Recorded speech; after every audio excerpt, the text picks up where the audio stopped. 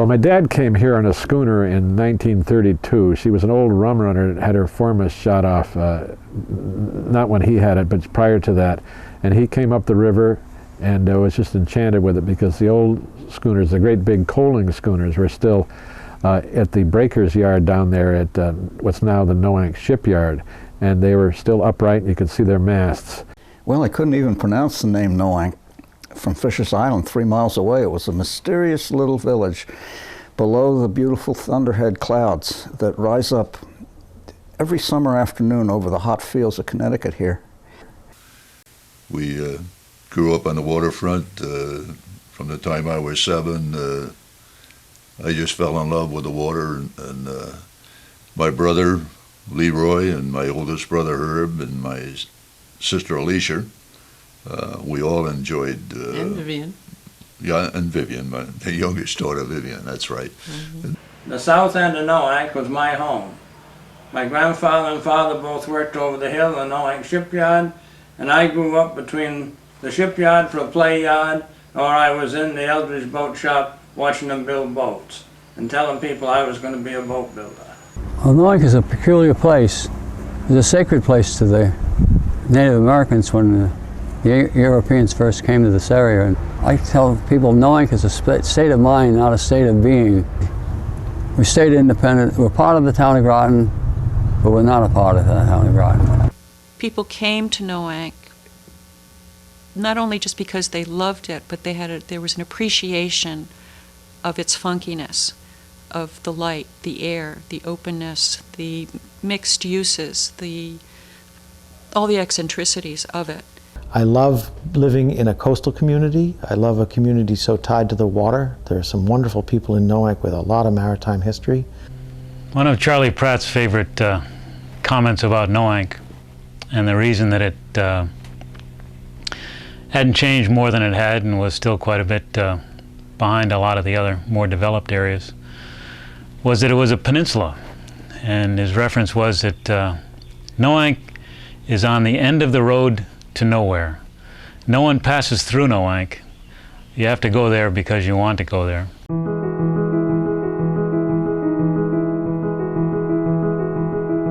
I was born in Westerly. My parents lived there when they were first married.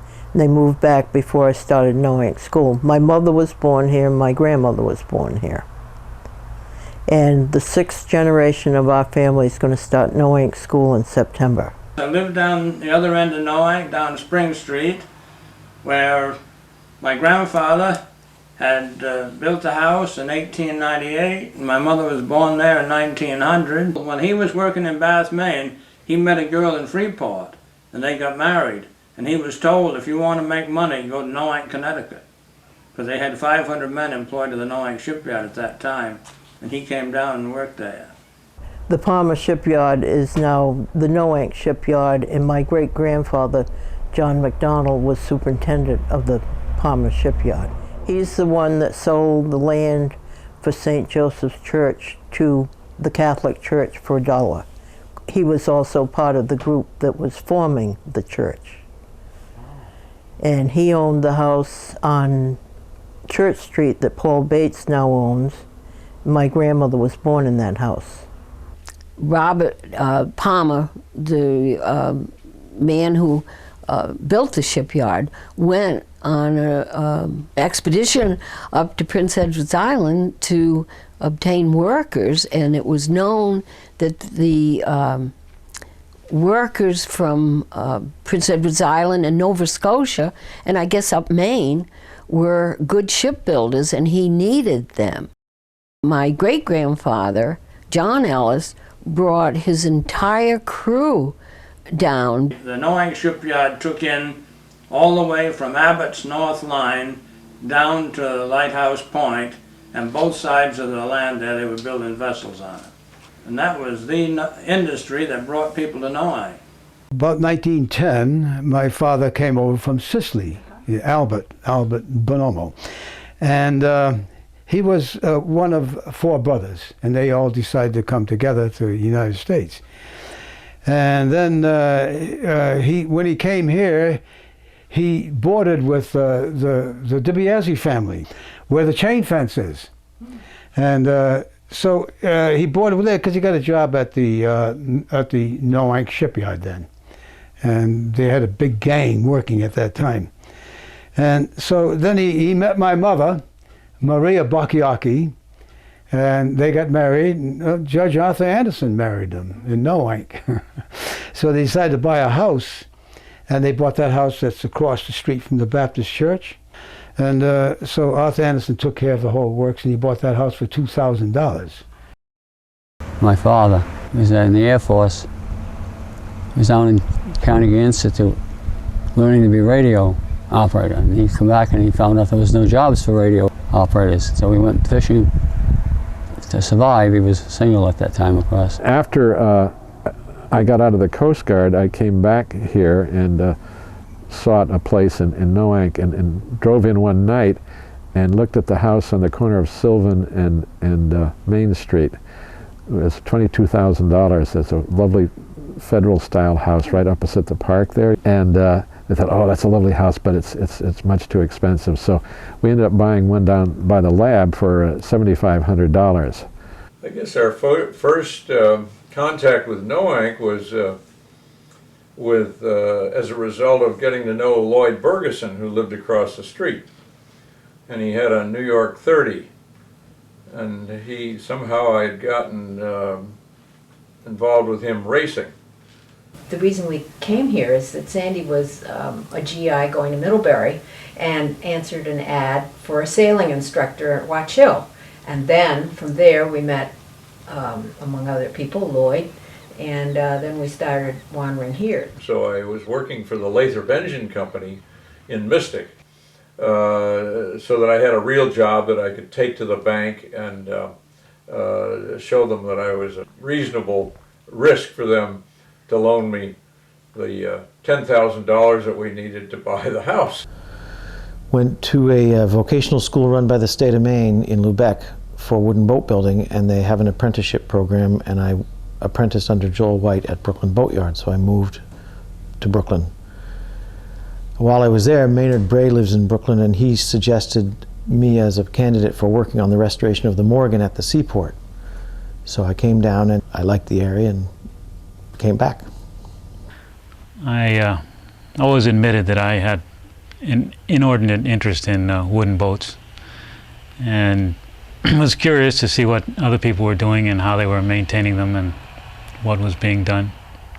So I would travel around and visit Jack Wilbur in his shop over on Pearl Street as he was building boats, and visit my friends who were working in Mystic Seaport and see how they were restoring boats. And so you grew up in Noank. You didn't move here from someplace else? well, I was born here. I'm not sure I've grown up yet. And so when I graduated high school, I'd never been anywhere, and Mother said, I'm going to send you to Connecticut to meet your uncle, who's a famous artist, Lars Sorsen. I had been dating John, and I said, oh, I want to live here. This is what I want. And he said, you want to get married? He says, go see my brother. Next thing I said, hey, Ben, would you marry me? I'd love to live here. 6 weeks later, he came and got me. Came and got her. So many artists came to the Mystic River Valley because of the quality of the light, the reflection, or whatever that is between the light and the water. It was kind of interesting because I really rediscovered Noank. And when it came time for me to leave New Jersey, I thought of Eastern Connecticut, and I came back to Noank. I thought, this is the only place I want to be.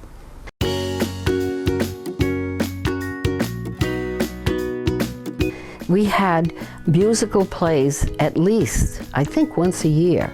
And the musical director and his troupe would come from New York and stay at Mrs. Thompson's boarding house, which is where Ollie Porter lives now.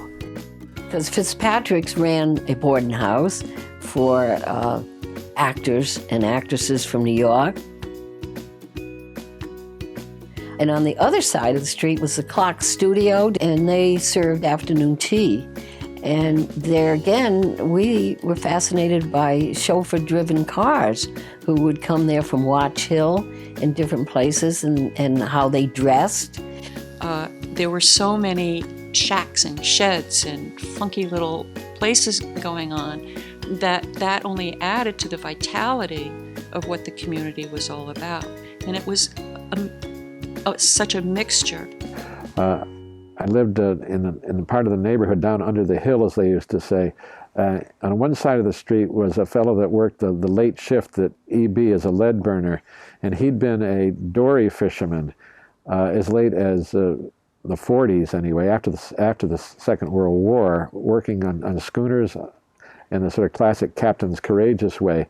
And right across the street from him was the number 3 guy at Electric Boat. Everybody doing something different, but there was a cohesiveness and a respect for each other that I think is rare and unusual in other communities. But Noank had this jumble of people from all stages and ranks and so forth in their life, and they all hung out together and talked together, as equals. It was really a democratic ideal, you might say. In Noank, years ago, all the stores were down at the bottom of the hill. Of course, we had the hardware store on Front Street. And, of course, Roy Abbott had his barber shop down below the hill. And Harry Parks was our fire chief. And he had his grocery store below the hill. And he lived next door on the corner of Riverview and Main Street, on that corner there. And Mrs. Spink was on the other corner, and Adele Paisley, who married Cress, she was the next house up, the red house. And then it was her father's big garden there, and there was my house there, see? So we could always look down to on the Paisleys. I remember Jane Carson having the Carson store. They had penny candy. And we also got our penny candy from the trolley car station. The waiting room was right where the playground is now. And Let Smith's mother had charge of it. She took care of the building. And us kids would go right to the corner, and that was part of the fence. And she would open the window and sell penny candy to us through the fence at recess time. Because the Union Station was on the other side. That was the main transportation between New London and Noank. You could get the train to New London, you could get the train to Westerly, and all, and that was a big treat. For 10 cents. 10 cents. That was the days they used to have a crane like this stuck out from the with the bag from on the depot platform, and the train would go by, and this bag would be hanging on the rack off out of the door of the train, and that thing would pick that bag right up. That was mail delivery. That's right. Can I tell you about the waterfront? Right. Well, it was a lovely mess. It was full of docks in various stages of decay. There was a number of fishing boats, draggers, running out of Noank. A few lobster boats, 2 or 3.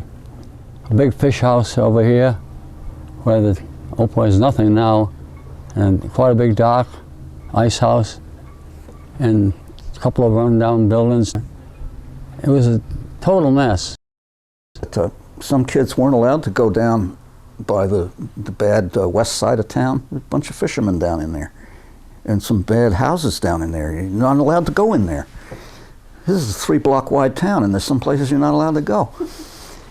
There used to be some interesting going-ons at the tavern down the street. Sometimes there would be fights on Saturday night. I think in the old days, houses or parts of houses or outbuildings were moved around and recycled and cobbled together and used in different ways. Before there was electricity going to all the houses and plumbing and stuff in the houses, they could be moved easily, and that's where this one that was across the street was moved up the hill to the other side. But it got stuck, and it stayed there for quite a while before the ice came off the hill and they could continue on up. The red shed evidently came from our vegetable garden. It got moved over there and it got turned into, Mrs. Codman had a tea room, and she served clam chowder and the original hamburgers, which were made with ground up ham and put in a bun.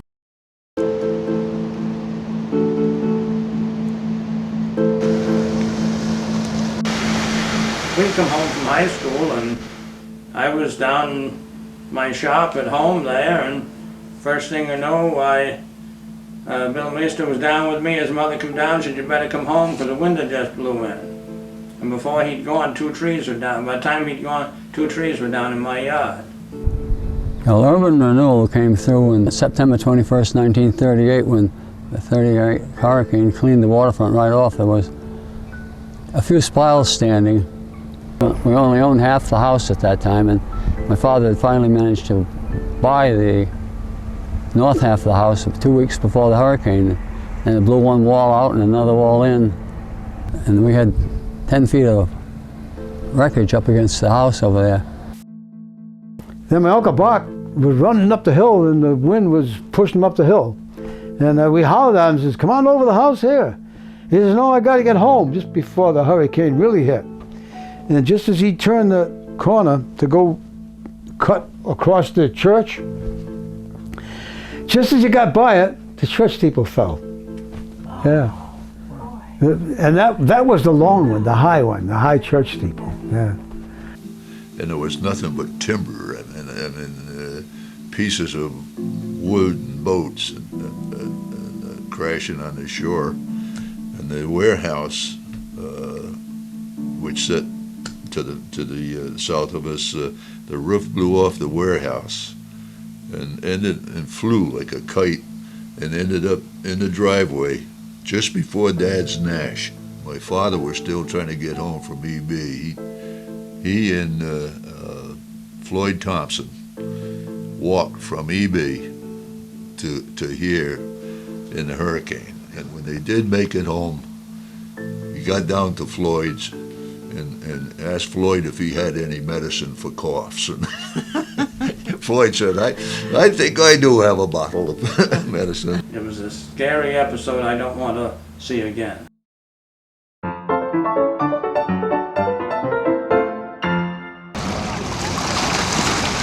We had the entire waterfront to play in. We had old boats that Freem Rogers would let us take his. Webb Eldridge on the other side would let us take his. Bayside. We played at the shipyard, which by this time was defunct, and there were old derelicts and wrecks there. And I can recall swinging on a loose rope, and we were supposed to swing out and drop off. Howard Davis, George Hewitt, Gerhard Peterson, Jack Wilbur, Adrian Lane, they'd all get up on top of the cabin, grab that stay, and swing way out over the water and drop off into the water. And we all availed ourselves, with permission of the DiBiases, the Copps, the Rathmans, the use of their docks down on Riverview Avenue, and we would swim day and night. And the river traffic was safe enough and sparse enough at that time that we could swim across to Ram Island. And all of us kids would jump off the coast chute into the water, you know. And my mother never wanted me to do it. And I couldn't figure out how she knew I did it. See, my aunt worked in the Rossi Velvet Mill, and she could see everybody jumping off there. So every time I jumped off it, she told my mother. I remember borrowing a rowboat with a friend who was visiting from New York, and we rowed into the side of the Annie, which was tipped over at the Noank shipyard. It looked like we were rowing downhill, although we really weren't rowing downhill. And we swam at, the yacht club was not very busy at that time. We used to go down the yacht club, swim off the dock, or Anderson's dock, which is down near where Ben Rathbun lives. Well, all the kids in Noank learned to swim using the breaststroke, with your mouth closed, your eyes looking right ahead. Only the people from out of town swam with the Australian crawl, as they called it at that time, which is overhand. We always were ready to push the floaters aside. That's why all of us developed a great resistance to E. coli bacteria. We can go anywhere in the world and not get sick. We did all those things without thinking that we were privileged, which we realize now we were. And I never heard the word bored. I only read about it, but we never used that word, I'm bored. Can you imagine if we had used that word bored to our mothers? We would have been quite unbored for a long time. It was a very close community, and it was a total community. You were Lots in Noank. and lots going on. Lots There going was on. seldom a quiet moment. And remember, up at the park, they had edging all the way around the park, except where the swings were, and they had some big slides. But there was a big ridge about this big around, and in the wintertime, they would fill it up with water, and it would freeze. So we had ice skating up there, and then they had the lights, and so you could even ice skate at night. Well, they flooded the park, and we had a committee, and Rusty Fowler's father was on it, and Ray, my husband, was on it, and they would go up at night after the skating and take the fire hoses from the firehouse and flood it and come home looking like the abominable snowmen. In those days, they didn't plow, so hills became great sliding places. We tried all the hills in Noank, but it was always a consensus that Store Hill made the best sliding hill because it was direct, and you had the added bonus of trying to make it to the end so that the sled would drop into one of the fishing boats. There was an old schooner. I said, let's go over there and explore those wrecks. So we sailed over here and hid this tall sloop in between the LST, big iron ship from the war, and the big wooden schooner. And we thought we were hidden, but the mast was sticking up above the hulls. And the most grouchy, evil watchman came out and threatened us. He came out on the end of his barge with a big blunderbuss. He said, "You boys get out of there or I'll let you have some rifle balls." And in the summertime here, you went barefoot. They tarred the roads in those days, and they tarred them in the summer. And then your mother made you sit outside with a washpan and to wash it off. We usually played an echo game, which was all over Noank. We'd run all through the backyards and everything. And back in those days, nobody complained.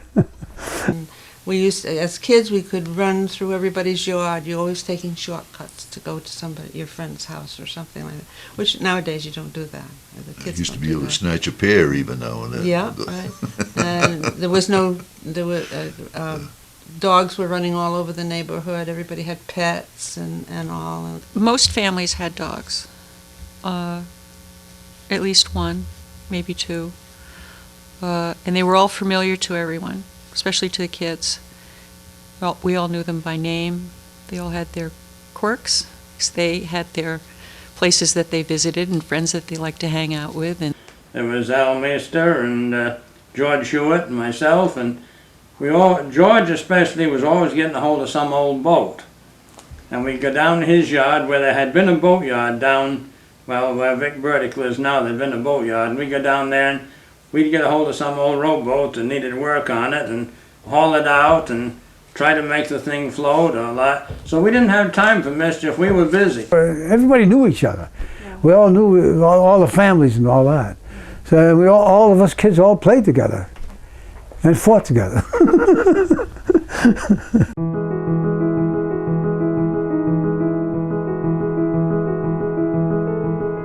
Well, we went to school in what would be considered quite primitive today, I presume, where the yellow pine floors, and they kept them well oiled so there would be no dust there. The greatest fire hazard you could imagine, but we all survived it. The Noank School was located where the playground is now. It was a 2-story building. They used to oil the floors, can you imagine? And in the back was a building. In the middle was the janitor's room. On the right were the girls' outhouses, and on the left were the boys. And then we had Mary Virginia Morgan Goodman, and she was an absolutely wonderful teacher. She came to Noank and started as a substitute teacher in when I was in the 4th grade, which would have been in the early 30s. And of course, a substitute teacher meant for little 4th graders that we were going to have a vacation for the rest of the year, because that's what happened with substitute teachers. They didn't teach, they just babysat. We soon learned that we were not there for vacation, we were there to learn. she would be upstairs in the schoolhouse and have us go down over by the fence, almost over by where the firehouse is now, and recite what we was going to say at the graduation. She says, and I want to hear every word you say. So that probably is now, I think people can hear most every word I say at a distance even. It was almost learn or die. Well, she never had to punish anybody because she could embarrass you in front of your peers so much that it was worse than getting punished. We could take this. The teachers swatted us with a 15-inch ruler, you know. My first teacher was a Mrs. Holman, and she was quite different, to put it lightly.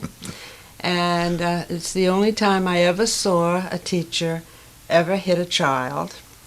And she had this long ruler that she'd snap on the desk. And she would use it occasionally out in the back room. That's why nobody from Noank, in my era, can write properly. Your right hand was crippled. Only the lefties got, well, if they'd always said, stick out your right hand, whack, whack, whack, whack, whack.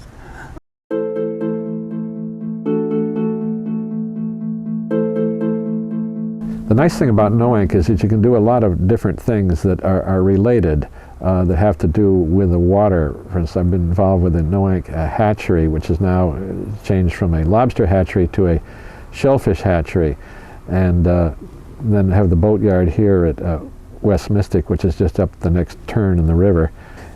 And I also work over at Avery Point. University of Connecticut Avery Point has this maritime branch there, and so I teach over there in the Maritime Studies Department, I guess we now call it.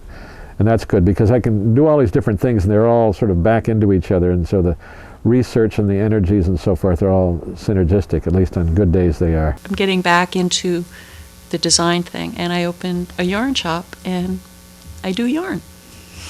Handcrafts, knitting and crocheting and weaving. That's been a part of our historical life, and to try and encourage that has been something that I enjoy doing.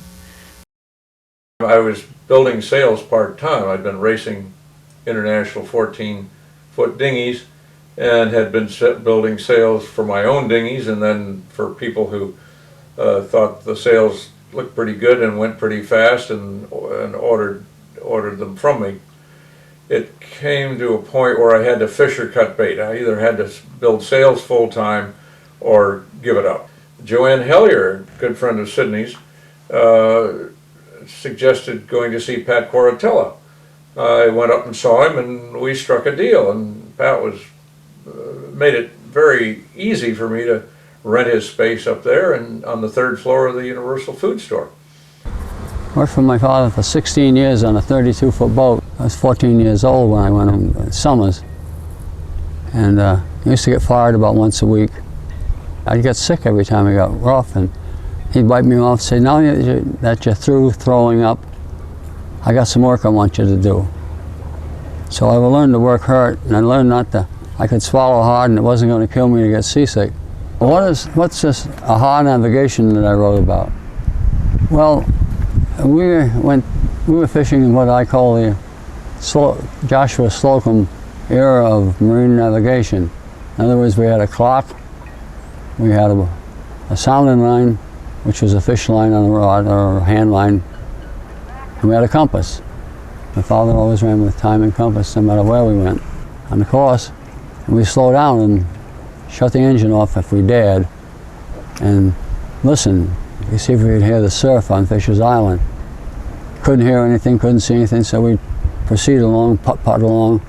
I'd go up on the bow and hang on the forestay there. Eventually we'd see something my father recognized and said, aha!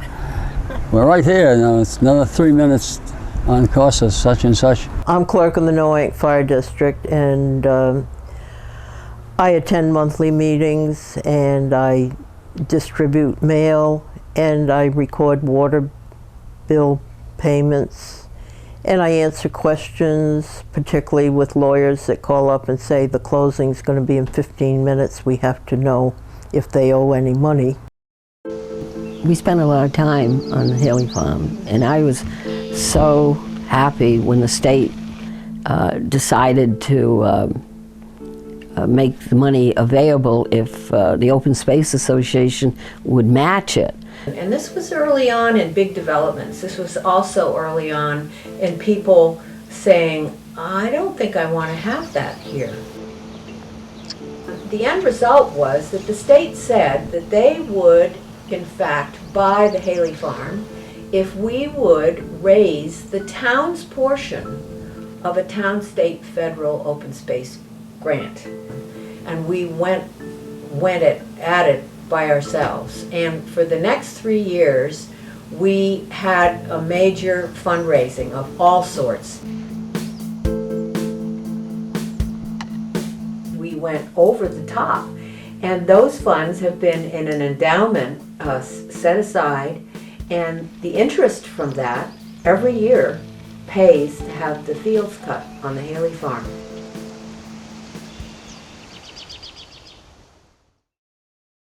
I was on a legislative committee, and it was state development, and we were meeting in Stonington with the Fishermen's Association because we had legislation involving them. And they were concerned that the legislators didn't understand their plight.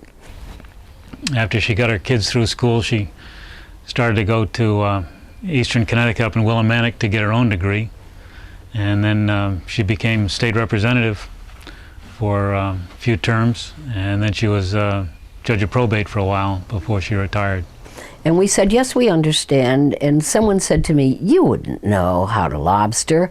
And I said, oh, yes, I could or would. And so with that, Ori Ford, who was at the meeting, said, I'll offer you 6 lobster pots if you'll try it. And I said, yes. And I got into it, and I couldn't get out of it. And I lobstered for perhaps 10 years.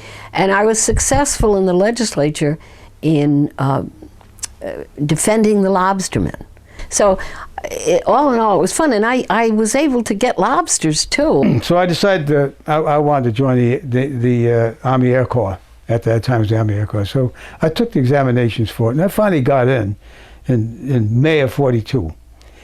And that started my military career, and I took navigation. And from there, we got into the B-29 program, and we got stationed at Saipan. And the B-29 was built because of long range. It's 1,500 miles to Japan, 1,500 miles back. So it's 3,000-mile round trip, which was practically unheard of at that time. And then I was called back in for Korea. I started working at Noank Shipyard in 1941.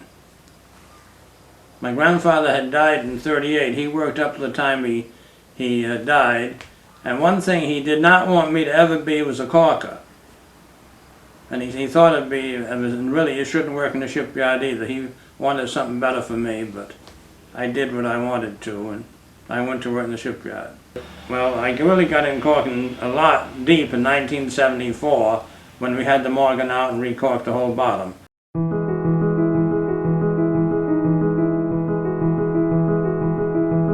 Jim Mitchell is an artist who grew up in the summers on Fisher's Island, where his father was a minister, and he was always fascinated with life on the shores. He'd look at it across Fisher's Island Sound. And luckily, Steve has gotten me to illustrate Scratch the Boatyard Cat, not just one, which sold well, but another one, Scratch in the Winter Boatyard, which is going to be even more fun.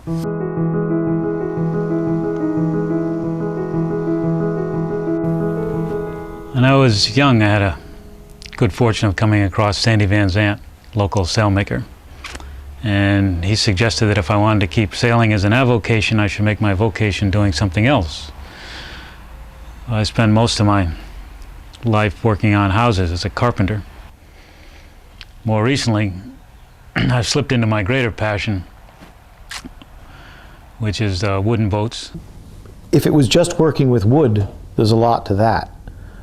But putting the wood into the context of the boat is a whole nother aspect. Well, of course, when I worked the Eldridge Boatyard, we built several boats for local people. Of course, we built the Star that the seaport has now. It was built for Captain Jack Wilbur here in Noank. Jack Wilbur was another person that grew up in town. His family had been around for a few generations. He went off to become a merchant marine captain with an unlimited ticket. Married Pat Wilbur. And he had 3 sons and a daughter. Well, Captain Jack Wilbur went to sea from the time, I guess, we about got out of high school. He went to sea on coastal schooners and things like that, and he worked his way up, working on freighters up to be chief mate, and eventually he was captain on freighters going to India and places like that. When he wanted the star built, he come in the shop and he said he wanted to bow like the Anara, stern like the Falcon. He says 6 inches wider and 2 foot longer. He said, here's $2,000, I'm going to India. And that was about the contract of building the Star.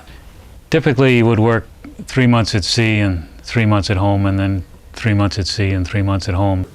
Well, Jack Wilbur went into the boat building business for himself out in the garage in his backyard. I don't think I ever saw a car in it, but he built boats in there. And of course, the one the Historical Society has now, the Jeff Brown, he built that. Jack Wilbur's first boat that he built was Jeff Brown, which was modeled after a Key West Smackey that he said was a very similar model because of the trade between Noank and Key West in the 19th century. They greatly influenced the Bahamian boats and the Key West boats. This one is a centerboard model with a gaff rig and a bowsprit. And he said she was supposed to be 2-3 feet shorter for his son, who was, he was 12, 13 at the time. But he got this nice piece of oak for the keel, and it was just too nice to cut. So he spaced the moles out and made her a little bigger. And one day, Paul Bates took me over there to meet him and to see what the latest project was. And we were in the Jack Wilbur's garage looking at this thing, and some young pup, I think he was a boat builder, came in, started to spout off about the way it really probably should be done and fair out the planks more. And Wilbur cut him down. He said, "Is that the way you did it, last one you built?"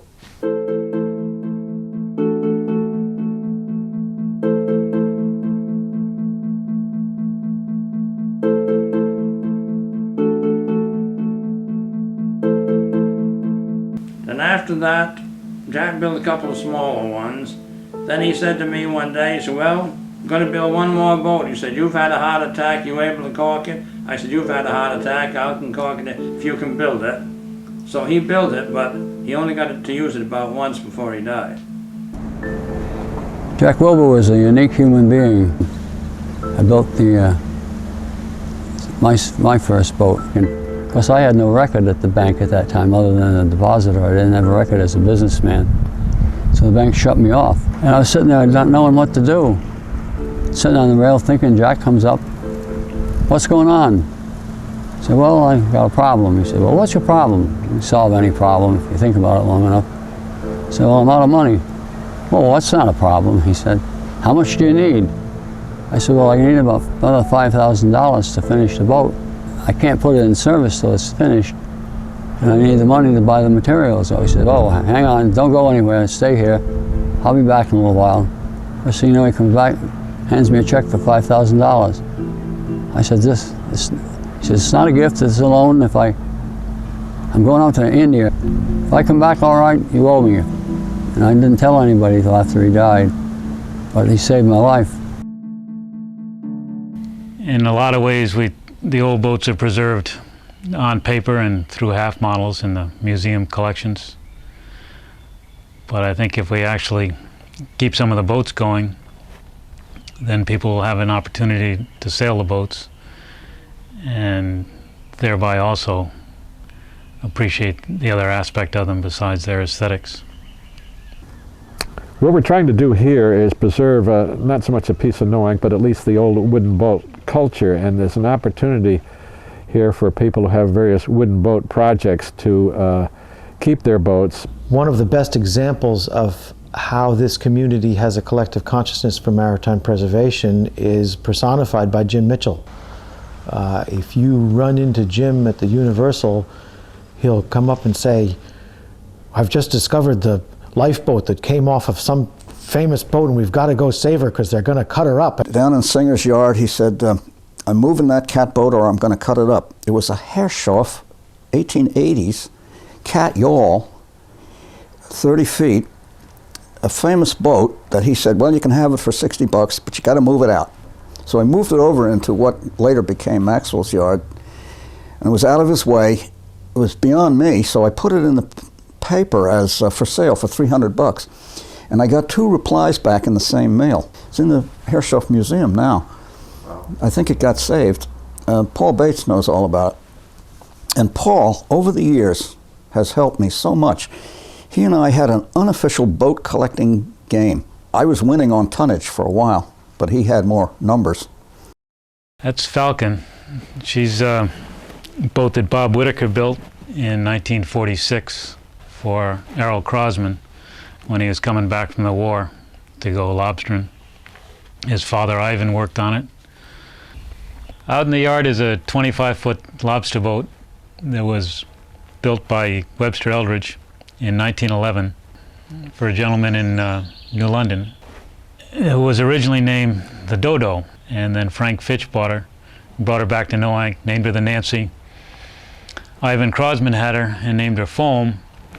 She was over in West Cove during the 38 hurricane. She came ashore and got broken up pretty bad, and he sold her to Pomelius Wilcox, who fixed her up a little bit, and then sold her to a family down in Westbrook. And the man fished her for 50 years and raised 3 daughters and 2 wives and a girlfriend with a boat.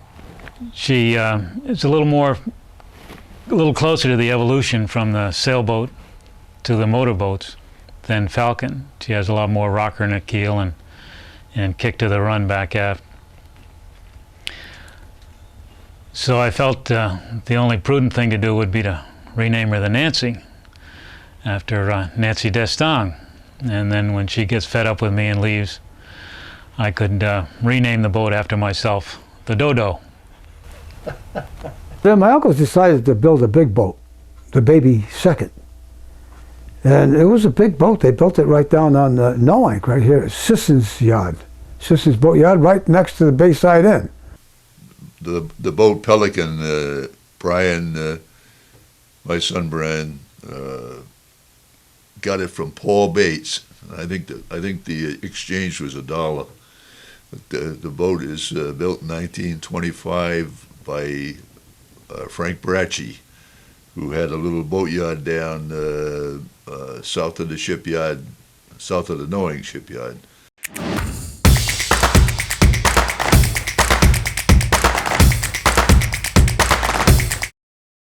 We had no running water, we had no city water, and we had no city sewerage. People would come and they would like the looks of Noank, but they wouldn't deal with shallow wells going dry at that time, cisterns, and cesspools and leach fields. And as Jack Wilbur would say about change, Noank's always changed, and it always will change. He said, people say they want Noank like the good old days. And he said, fine, I'll give them Noank as the good old days. I'll give them the dirt streets and the outhouses and see how much they like Noank in the good old days. We had a well that ran out at least one day in the summer, sometimes 3 or 4 days. And I would drive to a friend's house in Groton and Mystic to take showers and wash my hair. And I'd drive by somebody who was out watering his lawn, and I wanted to get out and shake him. And of course now the plumbing, we had one of those little houses out back, unfortunately down by the shore. Another tragedy of the 38 hurricane, we lost the outhouse. We didn't have water, we didn't have sewers. Everybody had a cistern. This was just an old fishing village that That's right. Yeah. poor people lived in. That's right. They were all working people. It wasn't anything fancy at all. It was a great mix of people, and they all enjoyed the town probably for the same reason we did. The other thing was that it was all built up. There were, and there still are, very few buildable lots in Noank. And as a result, you sort of knew what you see was what you got.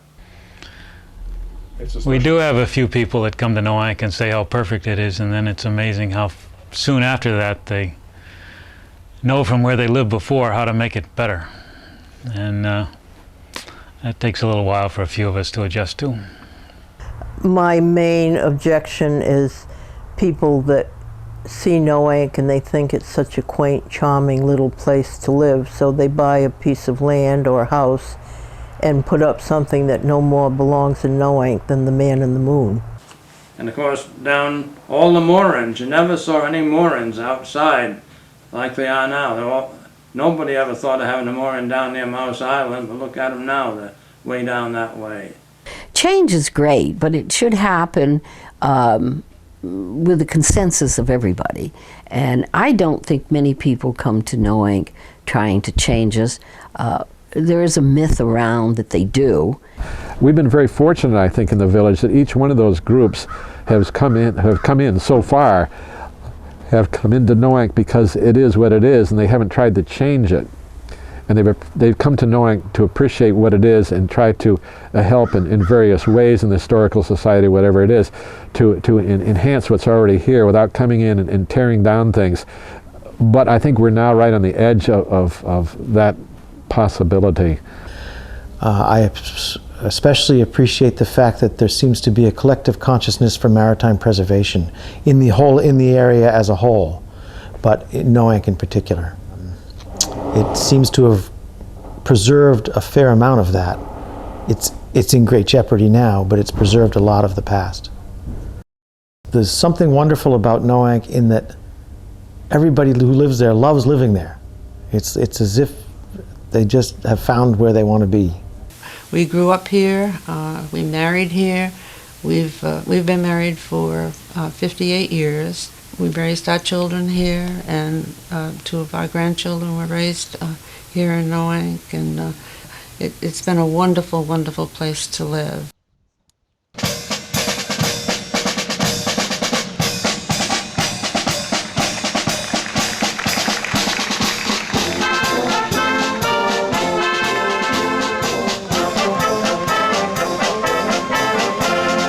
So I've always marched in the Memorial Day Parade in Noank in Legionnaire, and I enjoyed marching in the parade today.